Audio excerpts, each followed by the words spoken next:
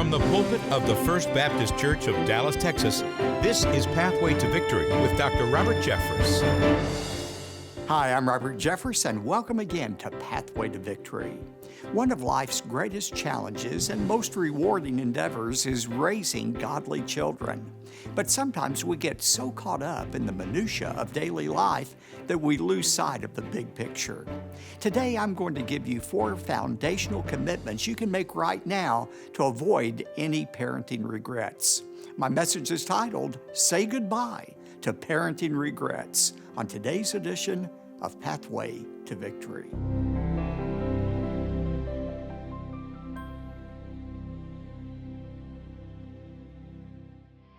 God doesn't want you to carry around the weight of sins He's already forgiven.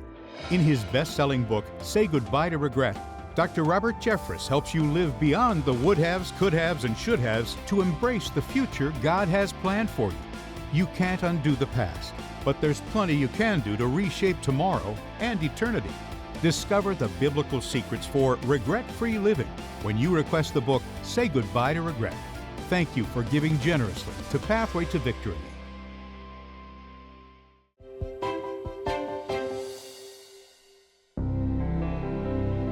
Let me just say a couple of words of warning or disclaimer.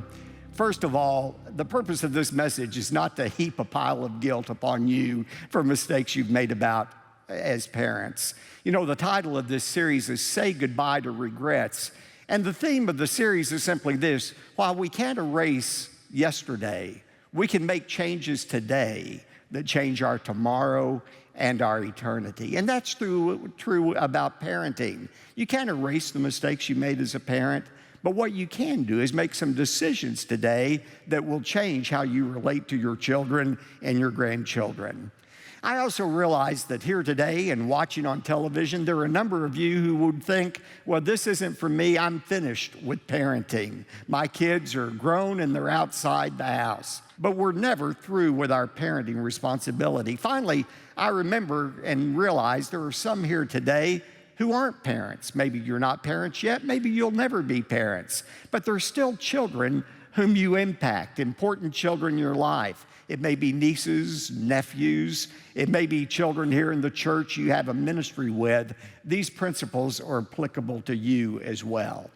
Before we talk about how to have no regrets about your parenting, I want to look at a case study in regret. And it's found in the Old Testament book of 1 Samuel chapters 1 and 2.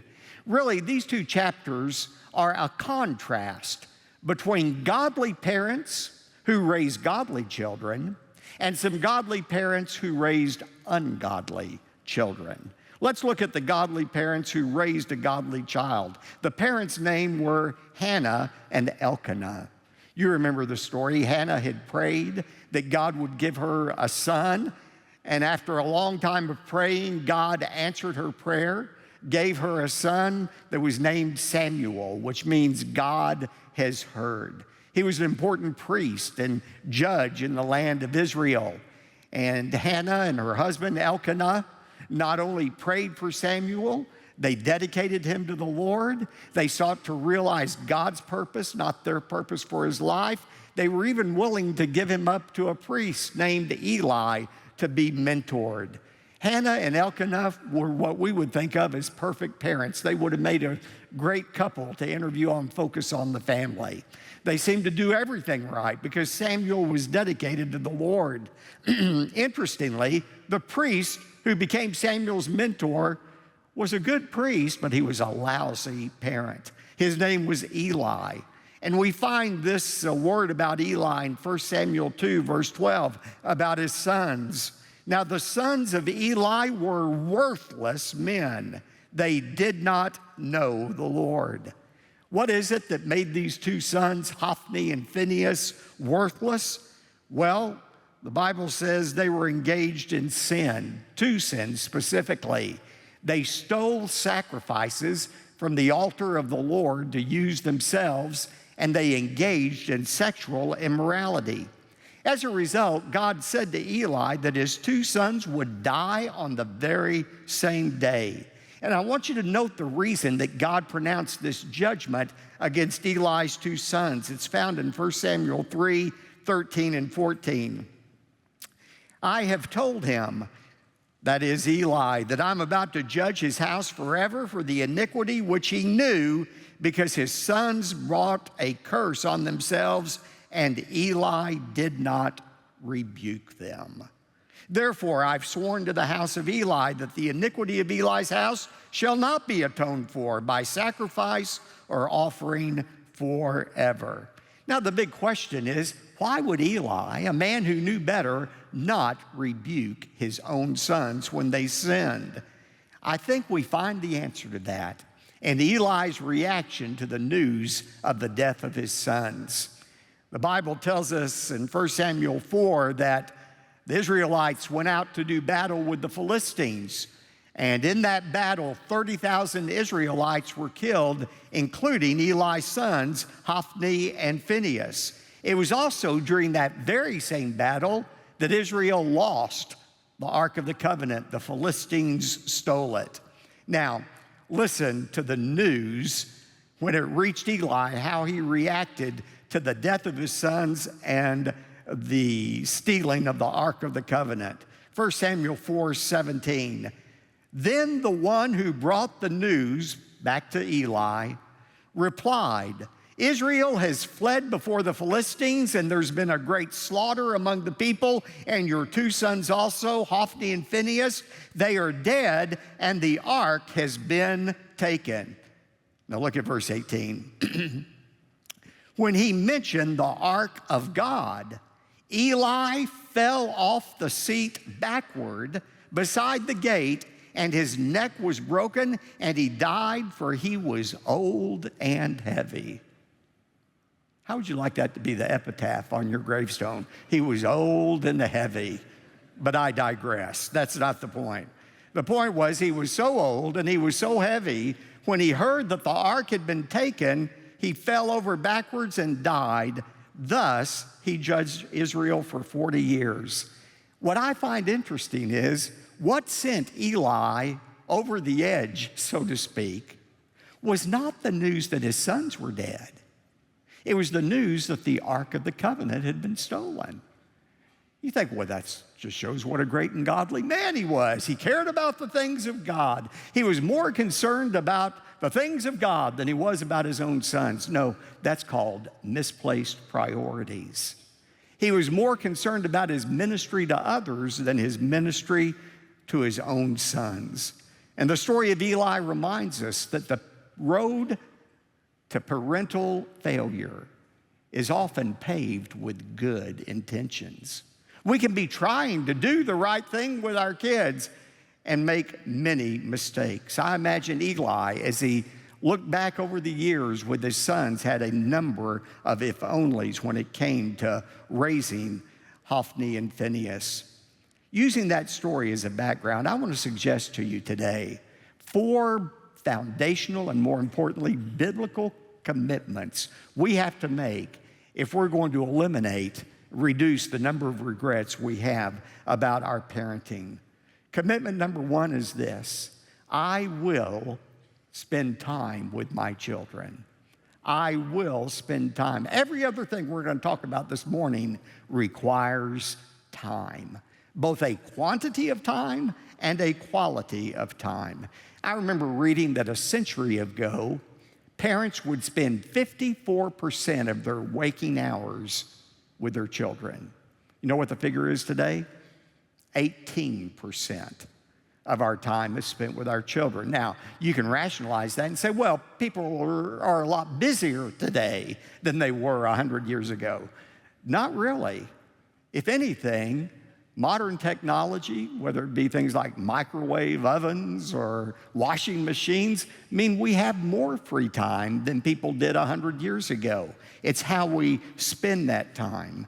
If we're going to eliminate regrets, we need to spend more time with our children. I hear that from parents. If they have any lament at all, it's looking back and saying, I wish I had spent more time with my kids. How do you do that? How do you direct more time with your children? Let me give you a few ideas. First of all, learn the go-home principle. Learn the go-home principle. You know, very few productive things happen in an office after 5:30 or 6 p.m. in the evening. You can shuffle papers around, talk on the telephone, but learn to go home when the day is over. If you have to attend an evening meeting, stay for the meeting, but don't stay around chewing the fat afterwards. Go home to be with your family. I remember reading an interview with movie director and producer Steven Spielberg years ago, and he talked about this. He said his wife allowed him to work when they had small children with this condition. He had to be home at 5:30 every day. Now, he could find all kinds of reasons for not to be home at 5:30, but he went ahead and followed that principle to be home with his small children, and his movies didn't suffer a bit. He's still the most successful producer and director in history. Secondly, negotiate with your boss for a flexible schedule. A growing number of corporations are adopting flex time policies that are more family friendly. If that's a possibility, negotiate for it. Third, and this is so key, refuse to allow other people to set your schedule. A mentor of mine used to say, you better determine what your priorities are, or somebody else will determine them for you.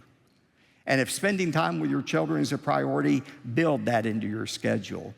What I'm saying to you is you've got to be as committed to spending time with your kids or your grandkids as you are any other important task that you have. Refuse to allow other people set your schedule. Fourth, stay focused with your children. Stay focused with your children. You know, it's possible to be with your children physically and be someplace else mentally and emotionally. Spending time, the commitment to spend time with your kids. Commitment number 2 for regret-free parenting is this: I will create lasting memories with my children. I will create lasting memories with my children. It's important that when your children are gone, they be able to look back at the time they spent with you as a museum of wonderful memories. How do you create lasting, positive memories with your children or your grandchildren? Author Stephen Kramer explains what he calls the 3 R's of memory making. Let me expand on them for just a moment. The first R is routine. These are things that you do daily or weekly with your kids. It may be a meal, 1 meal a day, breakfast or dinner, that you have together as a family without smartphones or television or computers. It may be the way you close the day together or begin together, reading a Bible verse or having a prayer time together. It may be weekly, having a family night or having a game night. Just remember to get the checkerboard before you try that. But things that you do day in and day out, these are routines. Second R is ritual. Ritual. You know, it's interesting that the Jews had so many special days and holy days. God gave them these special days for a reason, that even when they were separated from their homeland, they would find stability in these rituals, special days. Have those kind of rituals with your family, holidays, birthdays, vacations. And then the third R stands for the ridiculous. There ought to be just fun things you do as a family to provide excitement in your family. They don't have to be elaborate or expensive.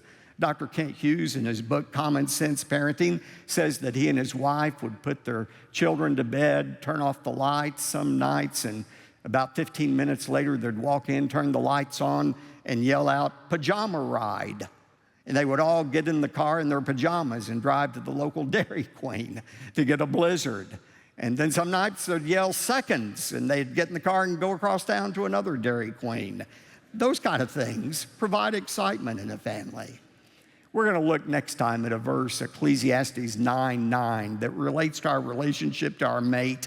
Solomon said, "You only have a short time on this earth. Why not devote your time and energy to the one you love most dearly?" That can also be expanded to your children. You only have a short time with your kids. Why not devote the energy and time you need to the children you love? Commitment number 3. I'll spend time with my children. Secondly, I'll build lasting memories with my children. Number three, I will discover and develop my children's gifts. You know, one of the most often quoted but least understood verses in the Bible about parenting is Proverbs 22:6. Most of you can say it by memory. Train up a child in the way he should go, and when he was old, he will not depart from it. Most people misinterpret that verse, and they end up disappointed. They think that verse is a blanket promise that if you take your kids to church and read the Bible to them and train them, they will never depart from the Christian faith. We know that's not true. We all can think of examples. We may have examples in our own home of children we've poured spiritual truth into. They wander away and never come back. Now, it's true, if you train your children in the principles of the Lord, they have a better chance of coming back than if you don't, but there are no blanket guarantees in the Bible. That's not what this verse is about. What is the meaning of this verse? The key is train your child in the way he should go. The way he should go, a legitimate translation of that Hebrew phrase is train up a child according to his bent. In other words, recognize the uniqueness of your child, his unique gifts and interests, and maximize those because he's always going to return to those. If your child is bent toward athletics, he's always going to be pulled toward the soccer field or the football field. If your child, boy or girl, is a leader, they're always going to be pulled to places of leadership. That's their natural bent. Every child is hand-stitched by the Lord, not mass-manufactured in a sweatshop. So remember, your children are unique. And to understand their uniqueness, number one, ask the right questions. I've given you a list on your outline of 10 questions Dr. John Maxwell says every parent should be able to answer about his or her child. That will help you discover whom your child really is. Ask the right questions. Secondly, make the necessary sacrifices to develop your child's unique bents. You know, one of the things I'll always appreciate about my parents is the sacrifices they made for us to discover our unique interest. And thirdly, if you're going to train up your child according to his bent, accept the results. Realize your children may not turn out like you envisioned. They may go a different direction. That's okay. You know, one of the greatest ways to avoid regrets as a parent is to be able to look back on your years with your children and say, I accepted, I discovered, and I maximized my child's unique bent. Fourth, how do you engage in no regret parenting? The fourth commitment is this: I will exercise appropriate discipline with my child. I'll exercise appropriate discipline with my child. As Eli looked back on his experience with Hophni and Phinehas, I imagine most of his if-onlys dealt with this area of discipline. Let me help us learn positive lessons from Eli's failures. Let me point out 4 mistakes Eli made in disciplining his sons. First of all, he didn't begin early enough. He did not begin early enough. Again, 1 Samuel 3:13, God gives the reason for killing Hophni and Phinehas. Why this judgment? Because Eli did not rebuke them. And yet that seems unfair, because in fact Eli did rebuke them. We find in 1 Samuel 2:25, Eli said to his sons when he heard the news of their disobedience, if one man sins against another, God will mediate for him. But if he sins against the Lord, who can intercede for him? But his sons would not listen to the voice of their father, for the Lord desired to put them to death. Do you see the conflict there? God says, I'm judging you, Eli, because you didn't rebuke your children, and yet we have a clear case here where he did rebuke his children. How do you reconcile that? Here's the problem. Eli waited too long. He waited until his sons were young adults to try to correct them, and by then it was too late. He didn't begin early enough. Jot down Proverbs 13:24. Solomon says, he who withholds his rod hates his son, but he who loves him disciplines him diligently. You know what that word diligently means in Hebrew? It means literally at early dawn. That doesn't mean you wake up your children at 5 a.m. to beat them to death. That's not what he's talking about.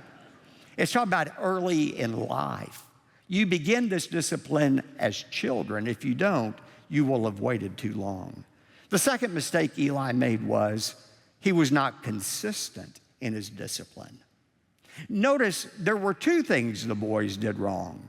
They stole from the altar of the sacrifice of the Lord, and they committed sexual immorality. Yet when Eli screwed up the courage to confront them, all he mentioned was sexual immorality. He never mentioned the stealing from the Lord's altar. Why is that? Now, this is just speculation. Could it be Eli was guilty of that same sin? So he dared not say anything to his boys about something he was guilty about? Was this the chink in his own spiritual armor? We don't know the answer to that, but what we do know was he let his boys get by with one thing without mentioning the other thing. He was inconsistent in his discipline. What are the mistakes Eli made? Thirdly, he was not observant about his children's behavior. He wasn't observant about his children's behavior. How did he find out about their misbehavior? From other people. Look at 1 Samuel 2:22. Now Eli was very old, and he heard all that his sons were doing to all Israel, and how they lay with the women who served at the doorway of the tent of the meeting. And then when he confronted his sons, what did he say to them? Verses 23 and 24. Why do you do such things, the evil things that I hear from all these people? No, my sons, for the report is not good, which I hear, the Lord's people circulating. The Lord's people were gossiping about it. Psst, psst, psst, psst, psst, psst, psst. Did you hear about Hophni? Did you hear about Phinehas? Have you heard what they're up to? You know, again, this is a little bit of sanctified imagination, but I think it's pretty accurate here. Eli seems to be more concerned about what people are saying about his sons than what his sons are actually doing. Have you heard what other people are saying? What other people are saying? He should have been concerned about what his sons were doing, not the report others were circulating. And again, I think it's another case where Eli was more concerned about his position as a priest than he was in his responsibility as a father. Finally, Eli's mistake, and this is the foundational mistake, he did not teach his children to fear God. Ladies and gentlemen, the most important thing we can teach our children, our grandchildren, is that there is a God. He is always watching, he's always evaluating, he's always judging. The fear of the Lord is the beginning of wisdom. Our most important ministry is to our own children and grandchildren that God gives us. If we lose our children to the kingdom of Satan, we have lost everything.